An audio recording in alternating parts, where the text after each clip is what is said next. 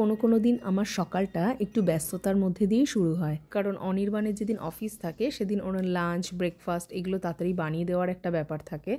আর এই টিফিনের কিছু জোগাড় আমি আগের দিন রাতেই করে রাখি, যেমন ভাতটা করে রেখেছিলাম, সবজি কেটে রেখেছি। তো ভাবলাম এই সব সবজি দিয়ে একটু ভাত ভাজা মতো করে দিই।